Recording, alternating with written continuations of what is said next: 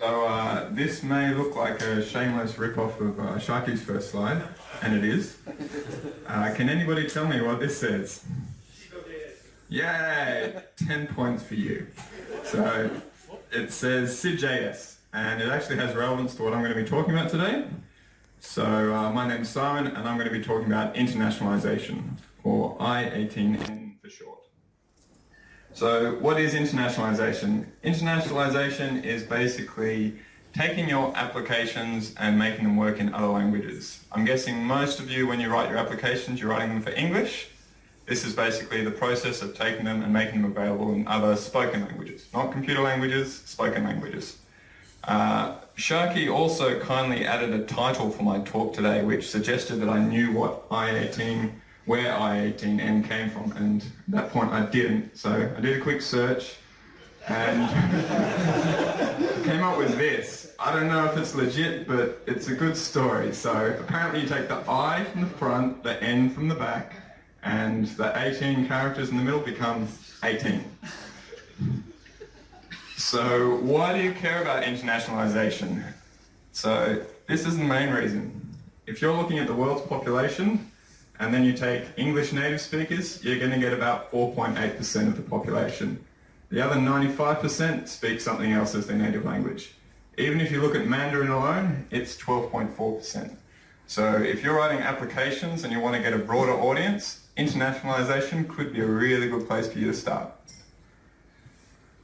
And to help you with that, I wrote something called I18n.js, and this is how it works.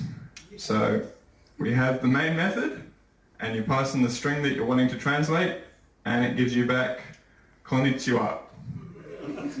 So it doesn't work by magic. In order for this main method to be able to translate your strings, you need to tell it how you want to translate it.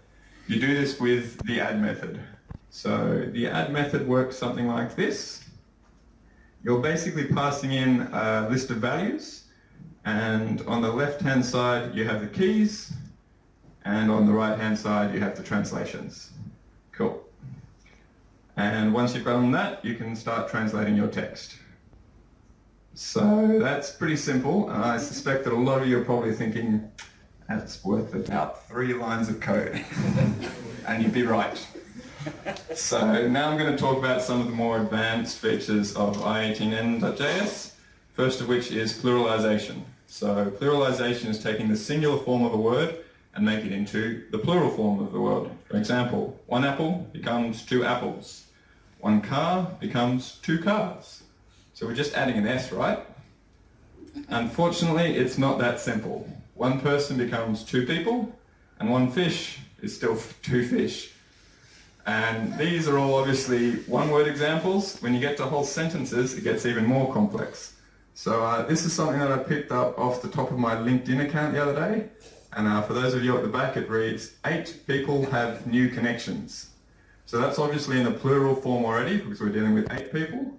But if you were to take the singular form of that phrase, you would get something along the lines of 1 person has a new connection. So if we compare those 2 phrases, we'll find that every single word except one of them has changed, and we've even had to insert a new word, a, in order for it to make sense in singular form. So we can establish that pluralization is pretty tricky at times, and remembering that this is just English. Apparently Russian is an absolute nightmare when it comes to pluralization. No? I don't speak Russian, so I won't argue. Okay, I'll say Polish. I've heard that's pretty bad too. Okay, cool. So we know that pluralization is tough, so how do we allow for these differences between singular and plural forms? It comes back to the add method. So it looks a little bit scary, but we're actually just doing the same thing. So we're passing in values again. We still have a key, which is what we use to translate, but instead of just having a single translation, we have multiple translations. And you'll notice that the one in the middle is the different one, because in English, that's the difference. And then on the left-hand side, we have a series of ranges, which basically tell us when we want to use each of those translations. We can then go back to our main method, and we can pass in n people, and pass in a 1, and we'll get back 1 person. Cool. we can then pass in the number 23, but still using the same key, and we will get back 23 people. Still pretty simple. You can also use pluralization to do some more creative things. For example, due in n days, passing in 2. We'd expect due in 2 days, cool. But when it comes to due in 1 day, we can actually do better than that. We can say due tomorrow. That's a little bit more natural. Due in 0 days, due today. And due in -1 day sounds ridiculous, so let's say due yesterday. So what you may have noticed here is that even if you're not using internationalization to translate to other languages, it's still a pretty good way of improving the English for your applications, making it sound a little bit more natural. Due in 0 days becomes due today. Cool.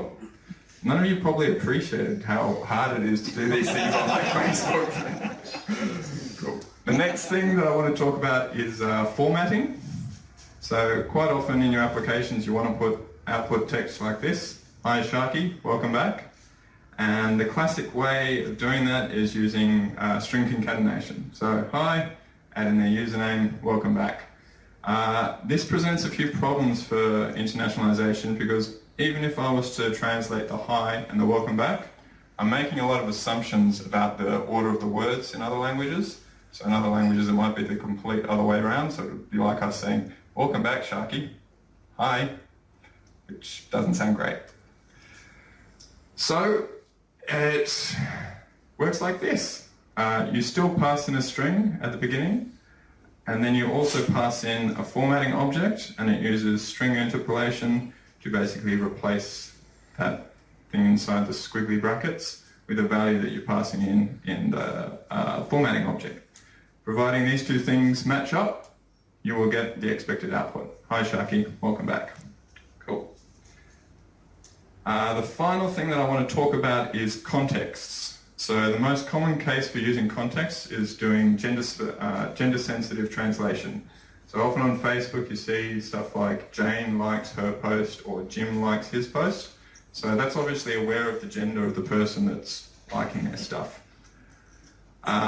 The way we do that is we still pass in a big string, and you'll notice that the string at the top is actually gender neutral, so it's just saying updated their profile, it's not saying his profile or her profile, it's gender neutral. We're still passing in a formatting object so that we can replace the name, but we're also passing in a context object, and on this context object we've specified that the gender is female.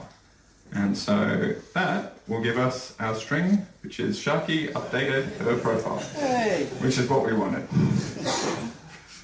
So in summary, internationalization can be simple. Even if you're not translating to another language, it can help you make the English in your applications more natural. It has support for pluralization, formatting, and context-sensitive translation. You can grab it from I18njs.com, and I've also deployed it as a lovely IO package. Thank you very much, and does anybody have any questions? First question? Yeah, is the language maps externalizable? Yes.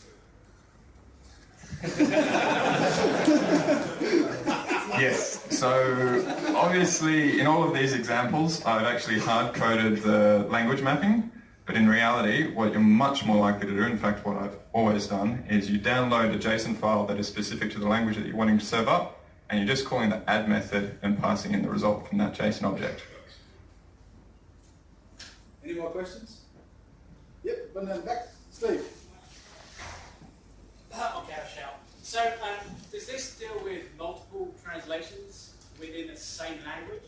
For example, if, being an English person, I was living in the United States and I posted on my Facebook, I don't know, my dad's out back smoking a fag, that could be misinterpreted. Yeah, that could be misinterpreted. Well spotted.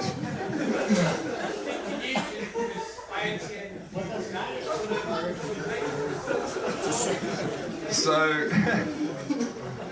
basically what you would have is, as I mentioned before, you'd have two JSON files representing all of your languages, and you would have one en-UK and one en-US, and you'd be downloading different JSON files for the different quirks in the English language. So it could be language and country. Well, you can define your language files to be broken up however you like, and you can add data in however you like. The other thing that I didn't actually demonstrate here is that you can actually have multiple languages added in simultaneously, namespaced by their language. So, yes. Thank you. Cool, thank you. Was that an American thank you or an English thank you?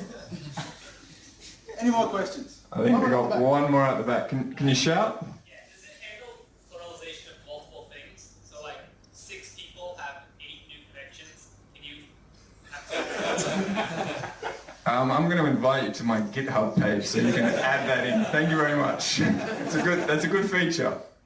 It probably could with a combination of pluralization and formatting, perhaps. But yeah, I'll have a think about that one. Thank you. Yes, one more question. Is it using message format behind the scenes?